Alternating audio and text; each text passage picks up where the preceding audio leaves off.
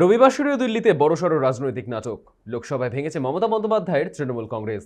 দলীয় নেতৃত্বের বিরুদ্ধে বিদ্রোহী তৃণমূলের 20 জন সাংসদ তারা যোগ দেওয়ার সিদ্ধান্ত নেন ন্যাশনাল সিটিজেন্স পার্টি অফ ইন্ডিয়াতে।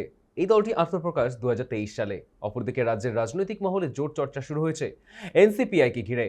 এসবের মাঝেই হাওড়ার সাকরাইলে হাটগাছায় অবস্থিত এনসিপিআই এর কার্যালয়ের সামনে ভিড় জমাতে দেখা গেল বহু মানুষকে। স্থানীয় সূত্রে খবর, রবিবারের পর থেকেই দলটিকে ঘিরে কৌতূহল বেড়েছে সাধারণ মানুষের মধ্যে। তবে কার্যালয়ে এখনো পর্যন্ত কারোর দেখা মেলেনি।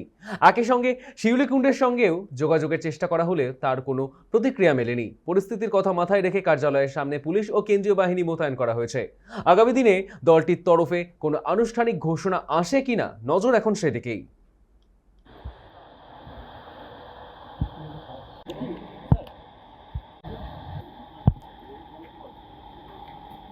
দেখুন, দল কিভাবে করছে এটা বলতে পারবো না। এনারা প্রথম এসেছিল এটা জাগবিশ্ব হিসাবে। এনারা প্রথমে এটা বললো আমাদের, এবং পুলিশ প্রশাসন থেকে এটাকে উদ্বোধন হয়েছিল।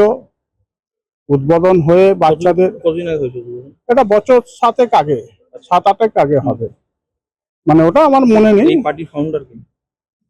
শিউলিকুণ্ডু আর উত্তীয় কুণ্ডু, উত্তীয় কুণ্ডু, ওনারা এইটাকে করলো। এটা আগে ছিল একটা হোম ছিল।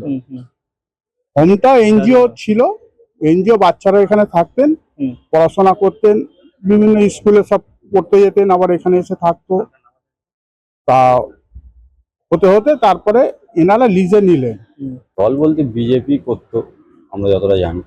না, বিজেপি না, প্রকাশ্যে করতো না, এমনি দাঁড়িয়েছিলেন। হ্যাঁ, এরকম। হ্যাঁ, হ্যাঁ।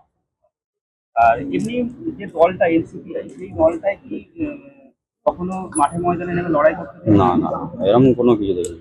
পঞ্চায়েত ইলেকশনে লড়েছিল, কিন্তু এরকম বাইরে কোনো প্রচার প্রচার বা এইসব আমাদের এদিকে তো সেরকম কিছু কাজ করেনি, সত্যি কথা যেটা বলতে। ঠিক আছে, এবার নতুন সরকার এসছে, যদি কিছু হয় উন্নতি